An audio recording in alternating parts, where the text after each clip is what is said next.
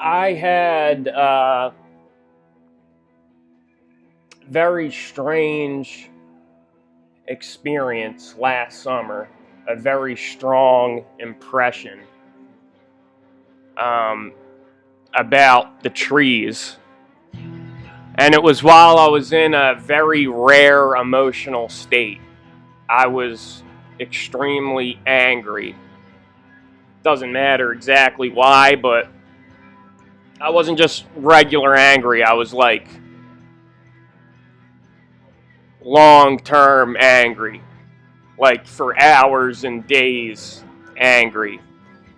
And I didn't lash out on anyone else. I didn't hurt anyone or really direct it onto anyone like that. But internally, it was just like hell's bells. I was just, I don't know, just going through a torturous time. It wasn't even for a particular reason. It wasn't even about what I was angry about.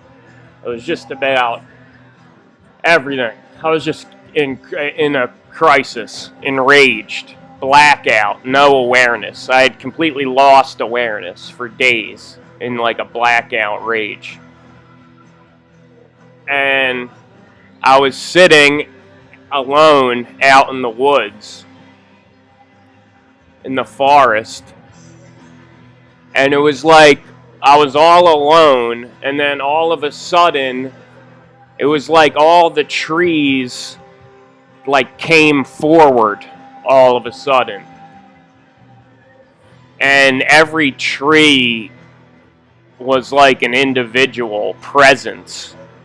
Like the presence of these trees like came forward all of a sudden and presented itself to me.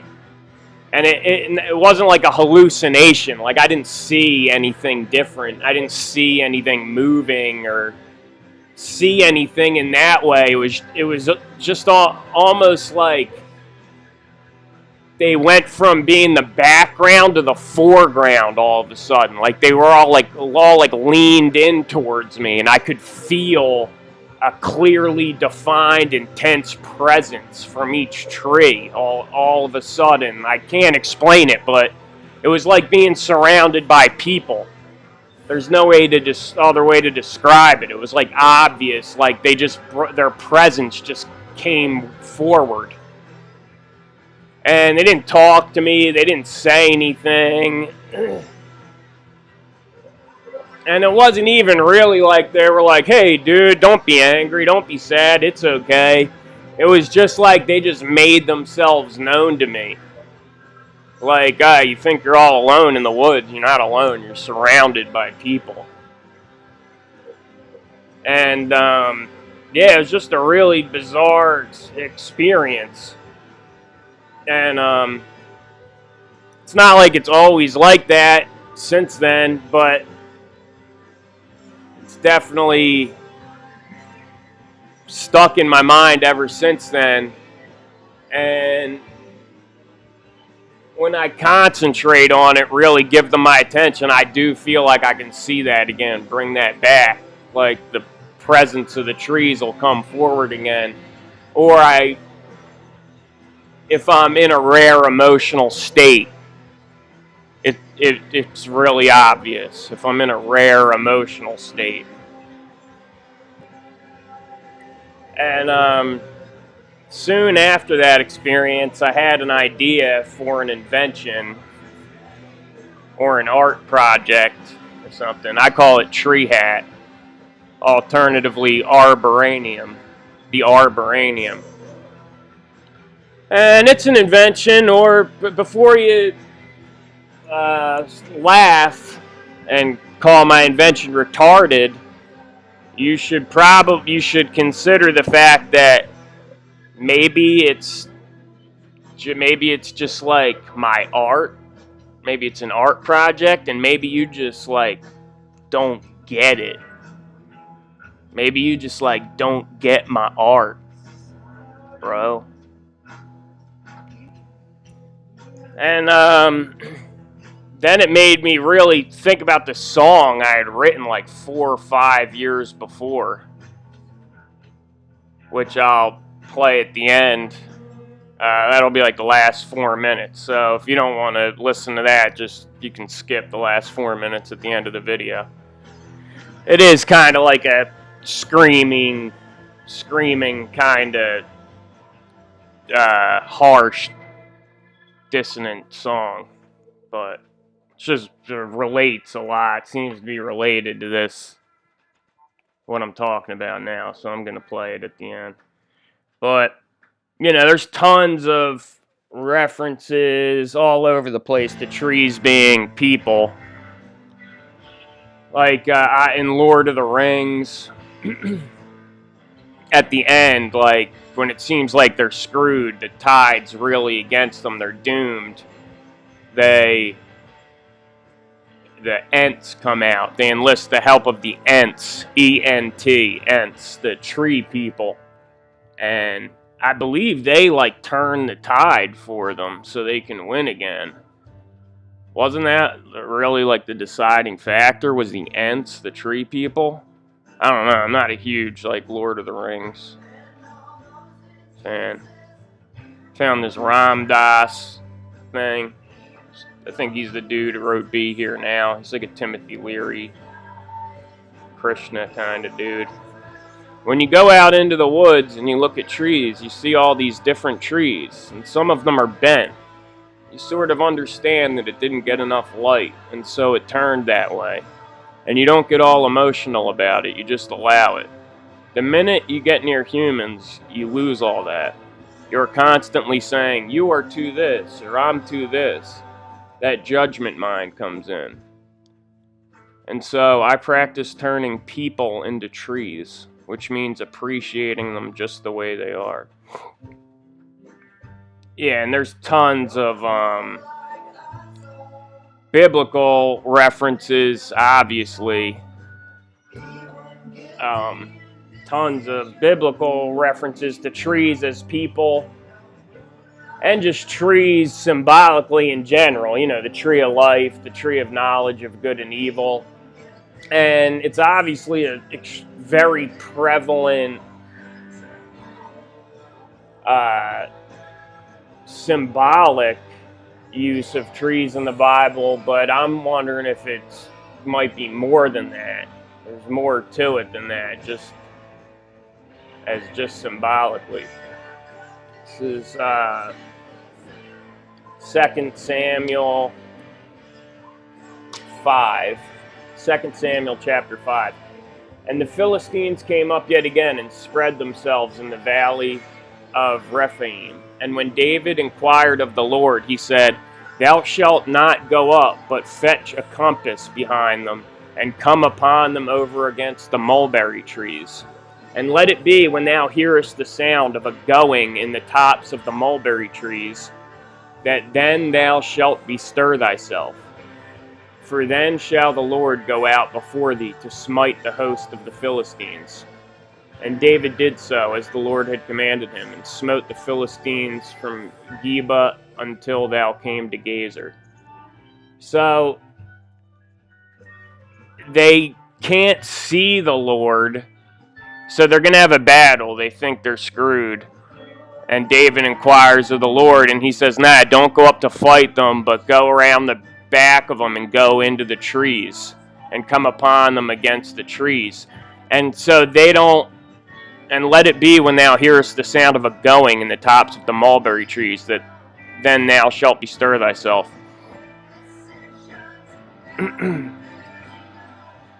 So they don't see the Lord. They can't see the Lord, but they perceive the Lord as a sound of a going in the tops of the mulberry trees. So they can't see the Lord, but they perceive him as a moving of the trees, as a going in the tops of the trees.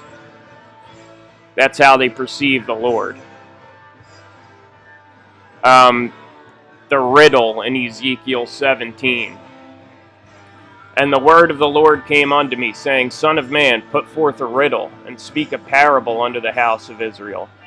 And say, Thus saith the Lord God, A great eagle with great wings, long-winged, full of feathers, which had diverse colors, came unto Lebanon, and took the highest branch of the cedar.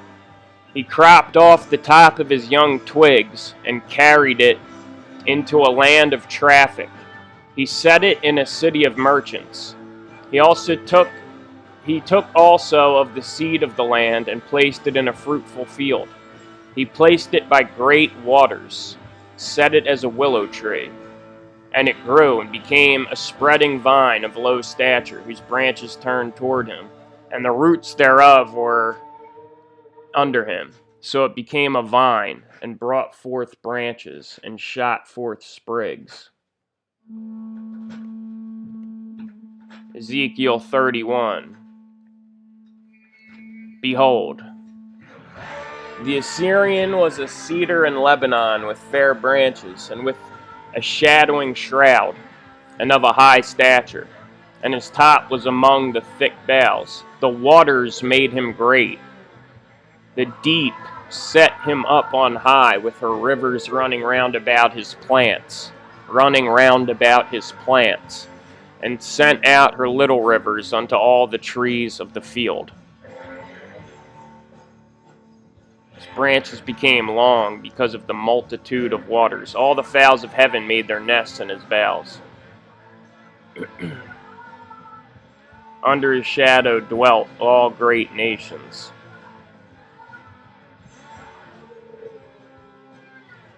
Genesis 49:22. Joseph is a fruitful bough, even a fruitful bough by a well, whose branches run over the wall.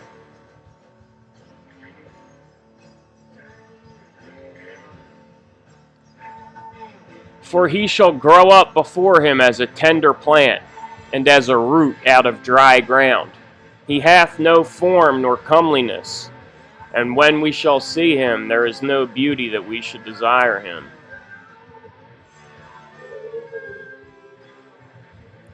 And he shall be like a tree planted by the rivers of waters. This is the first psalm. That bringeth forth his fruit in his season. His leaf also shall not wither, and whatsoever he doeth shall prosper. The ungodly are not so, but are like the chaff, which the wind driveth away. It's the first psalm is about a tree. Numbers 33:9. This isn't really about people as trees, but this is just a verse I've been thinking about for a long time. I still really haven't worked it out, but Numbers 33:9.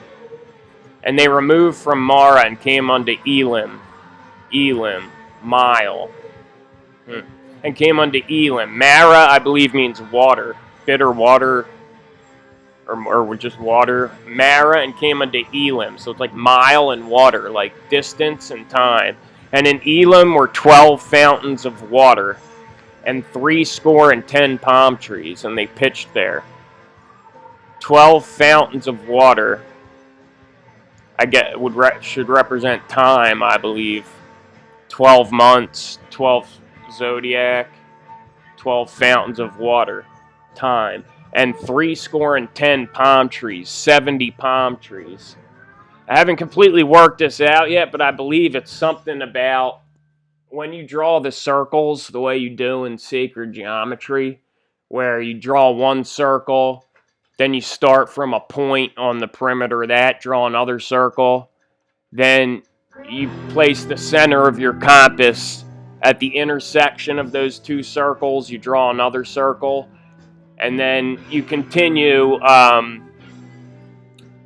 placing the center of your compass on each intersection of the circles, and a completed one is 7 that you can see, 1 in the middle and 6 around the cube. It's really 8, 1 directly behind the middle one that you can't see if you're drawing it two-dimensionally. But anyway, everything's based on that, all the religious geometric patterns, and then you get all the Platonic solids, Metatron's cube, when you connect the center of each circle with a straight line. So you get the curved lines and the straight lines, which are the field magnetic lines of force and electric, and we see the whole reality follows these patterns, the curved and the straight lines in the grid. So I haven't worked this all out yet, but I believe it's going to be something like the 70 palm trees are like the flower of life, the Vesica Pisces sign, the one, it looks like one palm leaf, one skinny leaf. I think it's going to work out to being something like the 12 outside circles, kind of mimicking like a Kabbalistic tree, kind of, the 12 circles, the 12 fountains, and the 70 palms representing space, material, within the 12 circles, but all the Vesica Pisces within. Again, I don't know though. I gotta work on that more sometime in the future.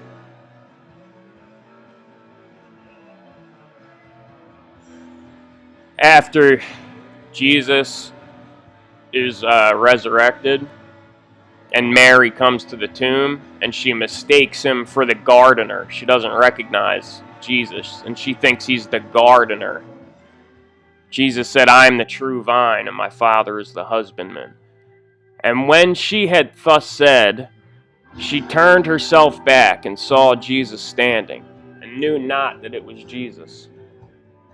Jesus saith unto her, "Woman, why weepest thou? Whom seekest thou?" She, supposing him to be the gardener, saith unto him, "Sir, if thou have borne him hence, tell me where." And then, of course, Mark 8:24.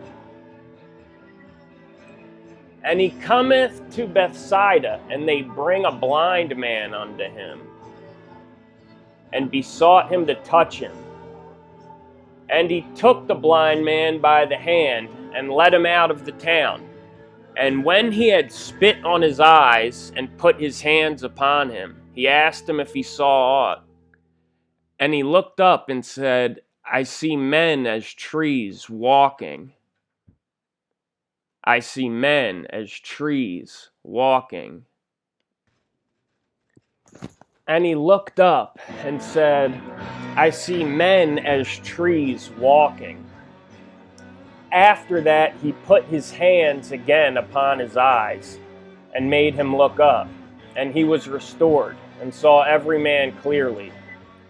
And he sent him away to his house, saying, "Neither go into the town, nor tell it to any in the town." Nor tell it to any in the town. Don't tell anyone what happened. Don't tell anyone that you saw men as trees walking. I don't think it's a secret, like, obviously, because it's in the Bible, it's in the book. But maybe it was just would have been distracting at the time because it's so crazy, so shocking. I guess you could argue that he was saying not to tell anyone about the healing in general, but I don't know why that would be. I don't think the miracles are a secret. I think he was talking about don't tell anyone about how you saw men as trees walking. Just because it's so obvious, that's what makes it so shocking. Like how that's what makes a joke so hilarious, is that it was so obvious. That when the veil was lifted and it comes into your awareness, it's so unexpected but obvious. That's what makes it so funny. Like, trees are alive? Yes, trees are alive. Like, that's what makes a good joke so funny. It's so obvious, but so unexpected. And I think that the seeing all the people as trees thing was maybe just too shocking right then that it was distracting.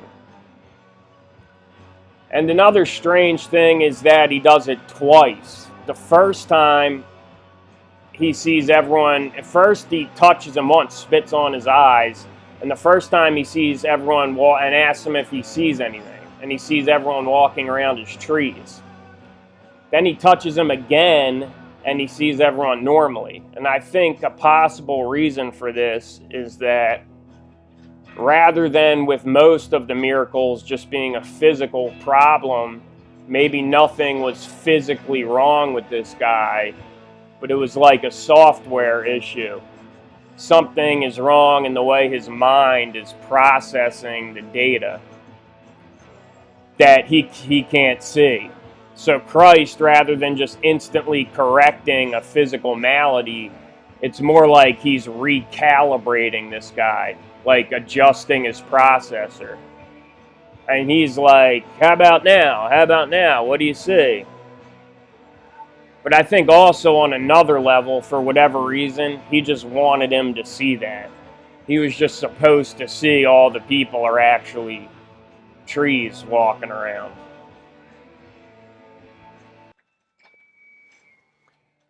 So, for the blind guy, as his sight overlay is booting up for the first time, he sees it outside of time first. So, he's seeing everyone's branching out long bodies of potentialities, just all kind of walking around, checking their watches, unaware that they're actually this massive interdimensional tree of perpetually morphing and changing branches of future manifestations.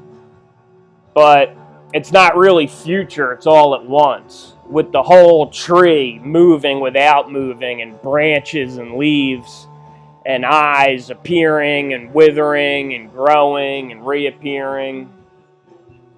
And he sees them walking. He sees men as trees walking all around, unaware that they're trees.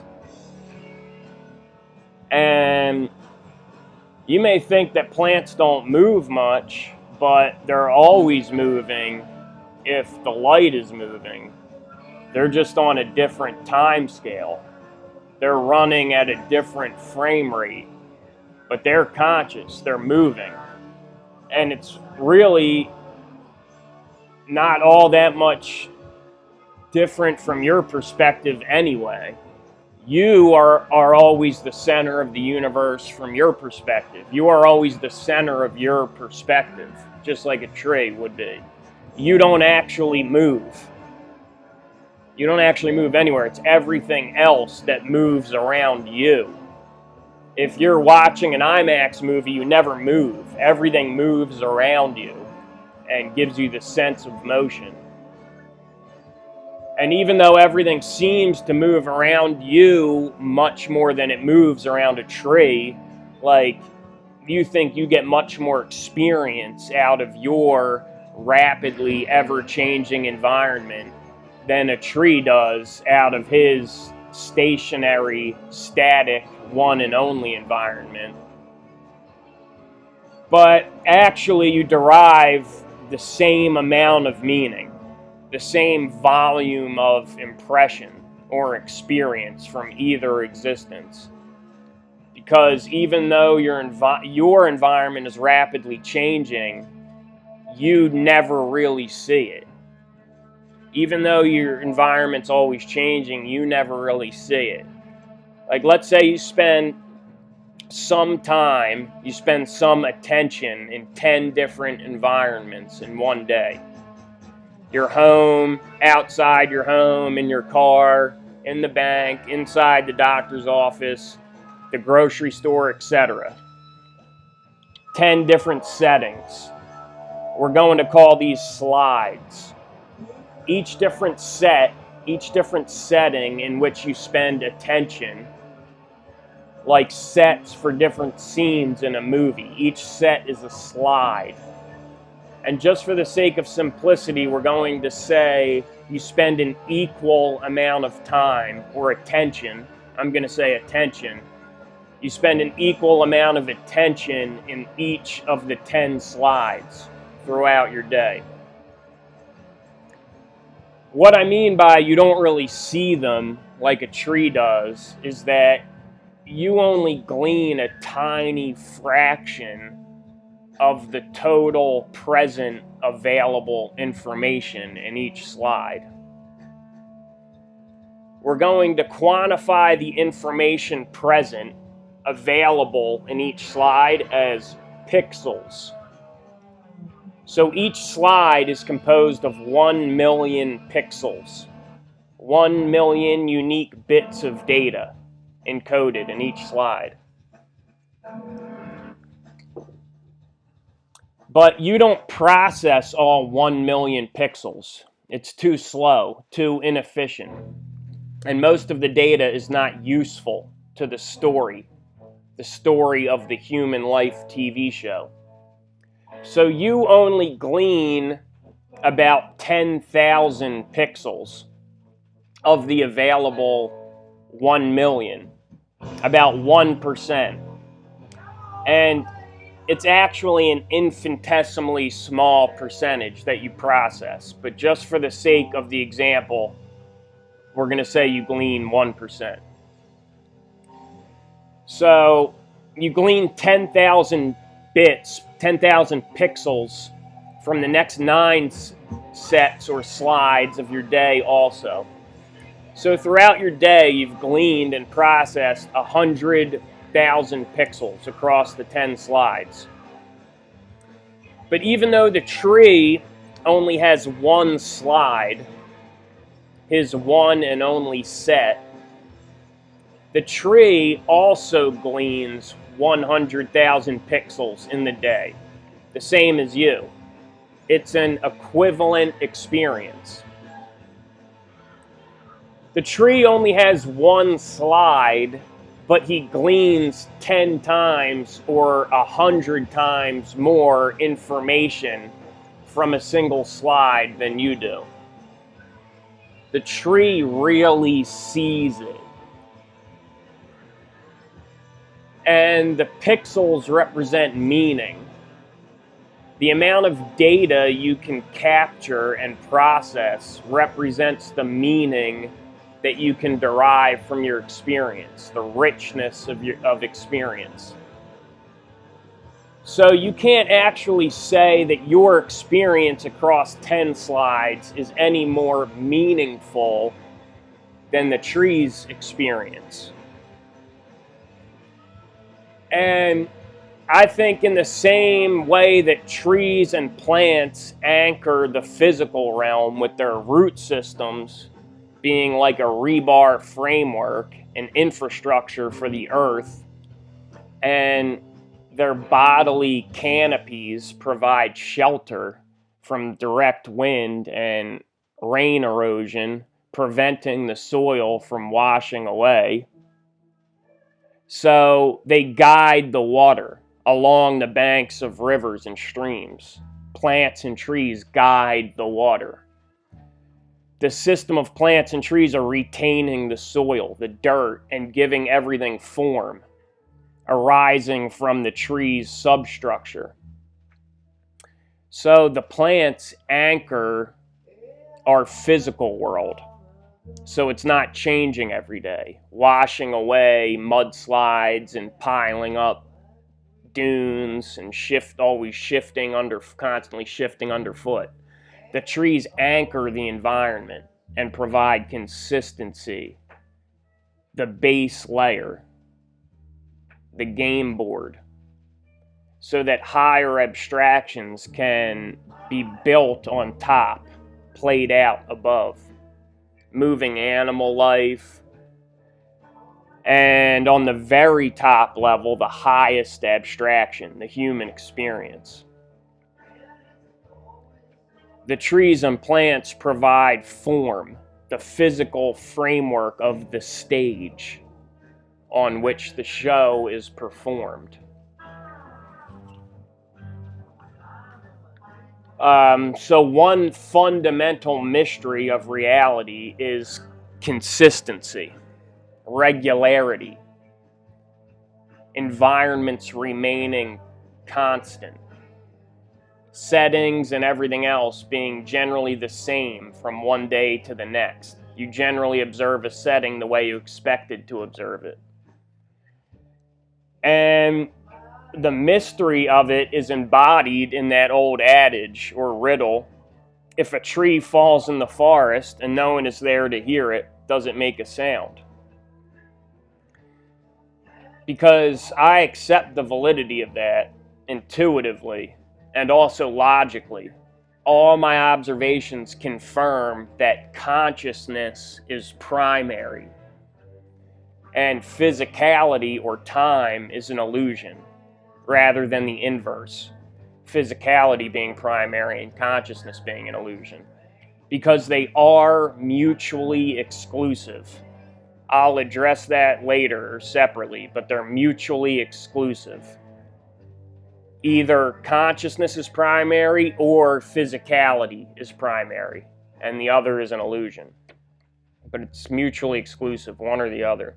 But if consciousness is primary and the only reality is experience, then the environment is dependent on conscious observation. Reality is basically rendered in real time, simultaneously, as it is experienced. And it doesn't exist apart from the observer experience.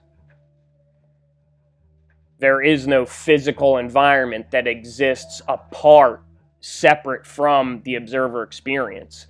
But if consciousness is primary, then consistency is a problem. Because if a tree falls in the forest and no one is there to hear it, does it make a sound? In other words, why doesn't it change when no one is looking? If there is no conscious observer experiencing a slide,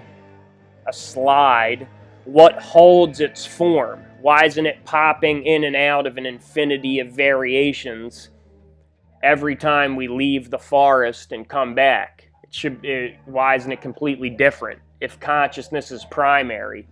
When we return to the forest, why doesn't it render itself just the best we can remember it, according to our conscious, according to whoever the observer is? We can't remember exactly how it was, so every time it would be a little different or completely different. When we compare photos, like the trees are in different arrangements. There's a big cubic stone the size of a Volkswagen Beetle that wasn't there before. The stream passes on the other side of a mound than it used to. But that doesn't happen, or for the most part it doesn't happen. Even if there isn't a single human being around for years, the forest doesn't just radically transform. There is a consistency across what we perceive to be time, even without a human conscious observer present. There is a constance, a consistency, a regularity across what we perceive as time.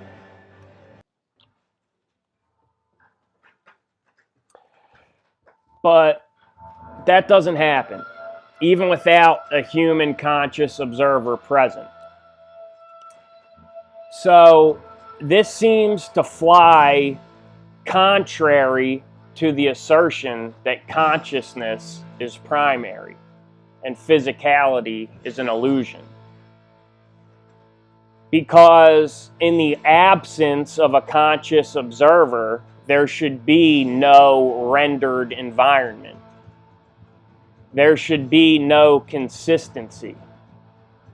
It should be rendered simultaneously, according to the expectation of the conscious observer, dependent on the observer, and therefore not existing in any particular static, solid state outside of the experience of the observer. But this whole mystery, this whole problem of consistency violating the primacy of consciousness is resolved. It disappears. It's resolved if you consider trees and plants to be conscious observers.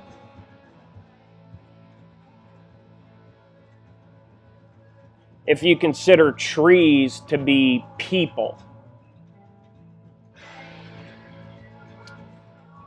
So, in the same way that trees and plants anchor our environment in the gross material world, in the physical world, in an obvious sense, with their root systems and their sheltering canopy, they also anchor our environment and provide a constant foundation for consciousness. For consciousness, not just in the material world. It's like this fractal nesting, the mirror. The same way they guide the flow of water and they form the substructure, the foundation of our physical world, in the same way, they also anchor our environment and provide a constant foundation for consciousness. Environments don't just pop in and out of existence and transform radically every time a man or a woman isn't watching them, or every time a man or woman leaves and comes back. Because they are anchored and given form and consistency by the conscious observation of trees and plants. They humbly hold reality in place for us. And while men and women flit along the surface of the slide like water bugs, perceiving almost nothing, remembering almost nothing, the trees observe and absorb every last pixel of their one and only slide, their one and only scene.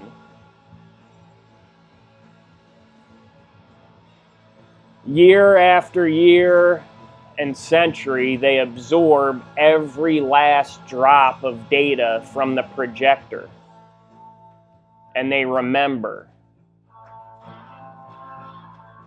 They observe and remember so you don't have to. So you don't have to. And they humbly provide the substructure, the foundation, and form of the great stage throughout the ages, which fruit fly generations of men and women flit across the surface of like water bugs.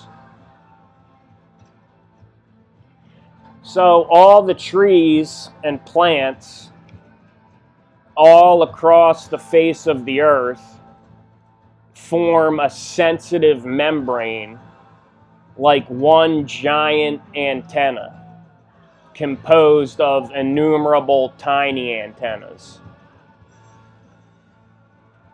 like a sensitive skin that is soaking up all the light, all the information, and is the base level conscious observer, remembering and holding reality in place, forming a network upon which higher abstractions can exist.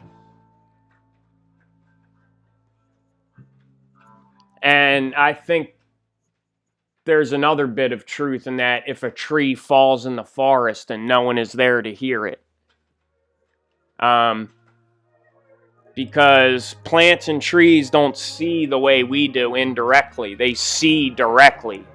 The only thing they see is the sun. They absorb light directly. But I think they hear everything. Like the walls have ears. If a tree falls, does it make a sound? It's like, imagine just like a twitching fern, like a very sensitive filament in a microphone. a filament in a microphone, a ribbon, or imagine a vine, like a coil, a magnetic pickup. And they're like these sensitive tuning forks, this huge antenna all over the surface of the earth. Just absorbing all the frequency, soaking it all up and storing it, remembering it.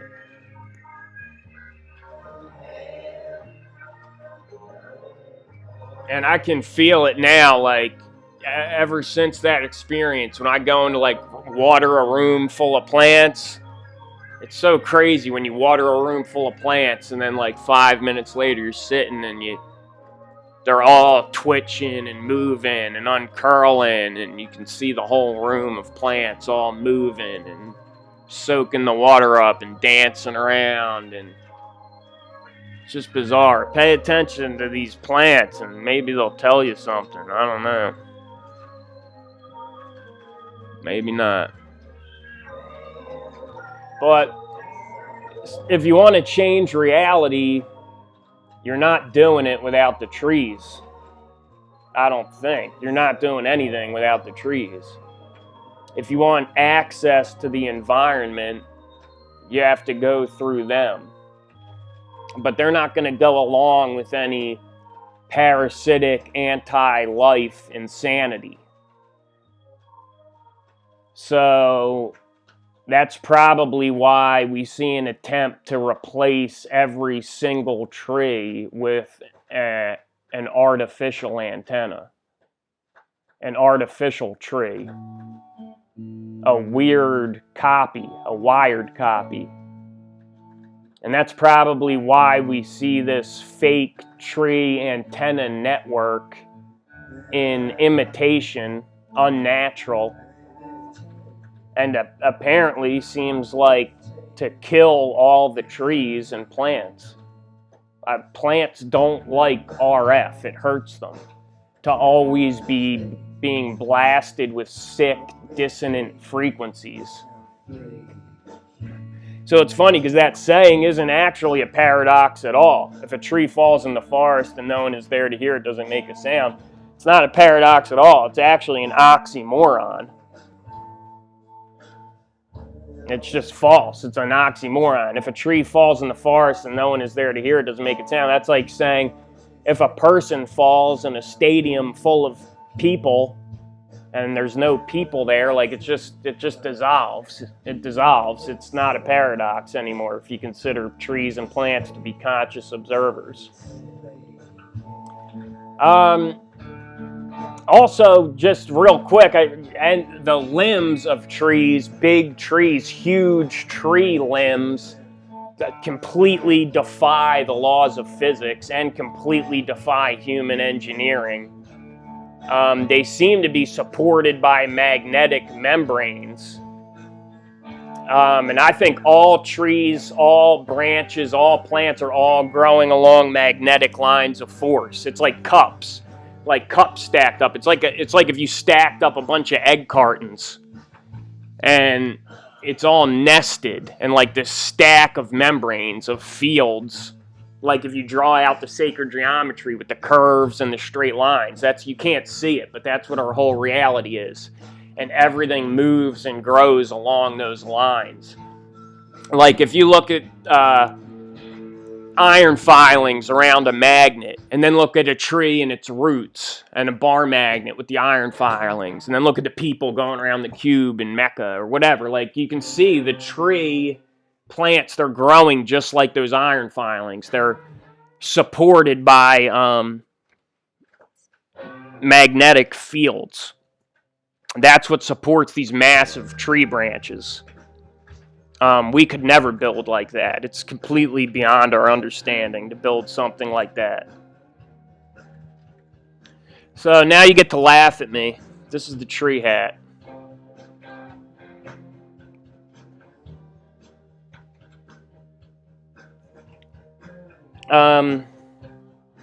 So the idea is you find a tree. I'm going to try it with a pine, an evergreen.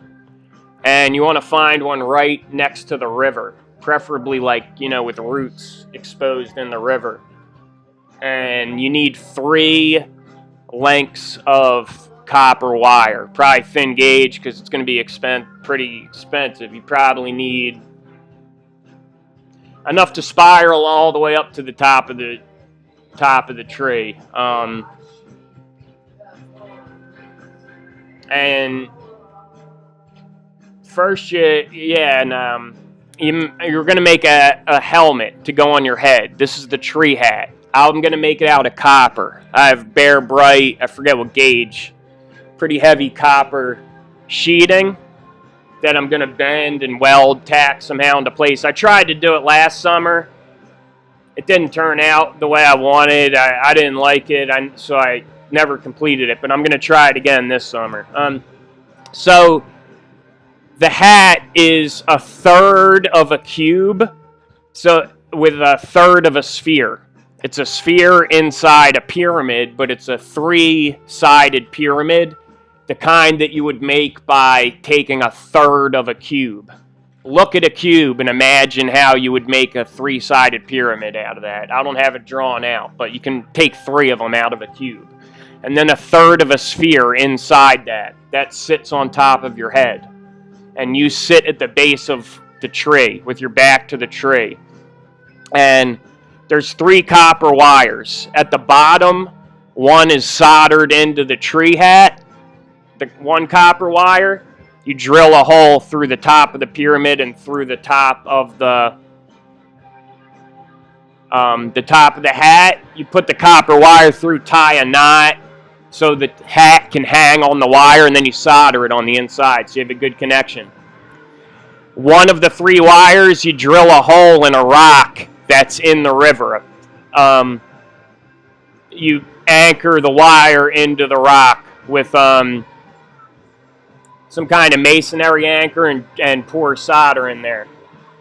And the 3rd wire is going to be loose in the water, in a river or stream.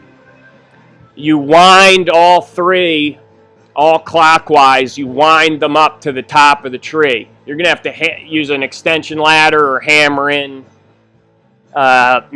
foot and handholds into the tree to get up to the top. You want a pretty good tree, 50, 60 foot tall tree, whatever. You spiral all these 3 lines all the way around up to the tree. When you get up to the top of the tree, you make another pyramid at the top, but like inverted. So the point of the pyramid at the top is facing the point of the pyramid on top of your head. So what you do is when you get up to the top canopy, you're gonna twist the 3 lines together, and then you're gonna take them out along 3 branches to make like a pyramid up the top. And each one you'll go out and to the right, up and to the right, up and to the right. You'll tie it into the next branch and then back to the center. So you have the outline of this pyramid at the top. And this is the tree hat. And then you see what happens. You just sit under there and think. You try and see if the tree or the sun or one of your friends is trying to tell you something. See if it makes you think better. You don't do it in a lightning storm, obviously. I'm not that stupid. You want to try to imagine the sun hitting perfectly square onto the crown of your head. I think this is part of the globe. See, I'm not talking about... You need to imagine you're on a flat plane. I'm not talking about the physical world. I'm talking about your mental construct. You need to imagine you're on a flat plane and the sun is directly above your head and square. So you can square the crown, the very top of your head, to the sun.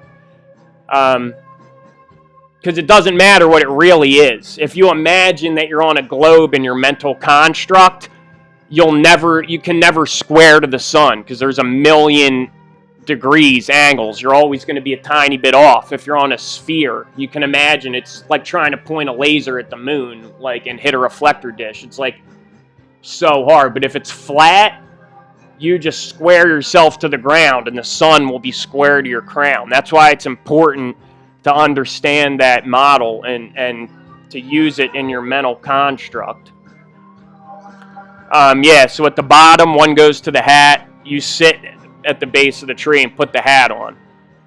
One's anchored into a rock, one's in the river. One goes to the tree hat. Thin gauge copper wire, you do the caduceus, you do the spiral. And it's like wrapping a coil.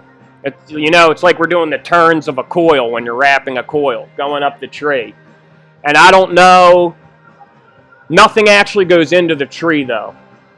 And with the wrapping the trunk of the tree like a coil, I'm not sure if we want a certain amount of turns or just as many turns as we can afford, or if there's a certain number that it should be. I really don't know. Also, like the measurements of the hat, I know that it's supposed to be a third and a third of a cube and a third of a sphere, but I don't know if it's supposed to be a certain diameter or length to a side or not. If it's supposed to be, I'm not sure. Maybe related to the height. I don't know.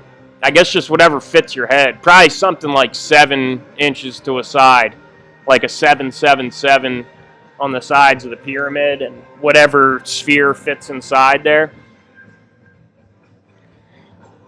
Yeah, so anyway, that's the tree hat. And you can invent any crazy, completely certifiable invention you want without fear. Because if it happens to actually work, you're a genius. And if it doesn't work, it's an art project. It's my art, man. It's my art, and you just like don't get it.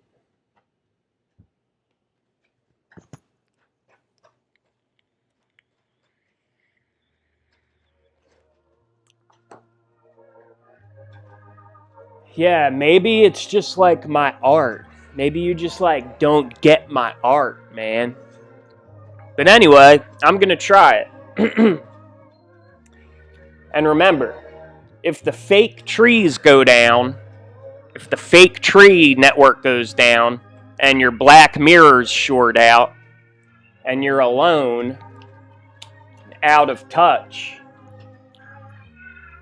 remember the tree hat and meet me up top.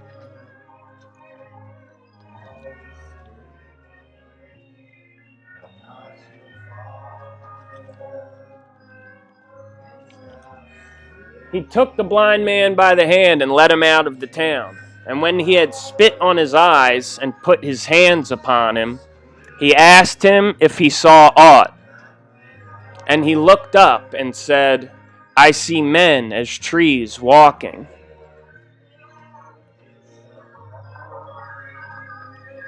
So, maybe trees are just very humble people. And people are just trees that had to get away.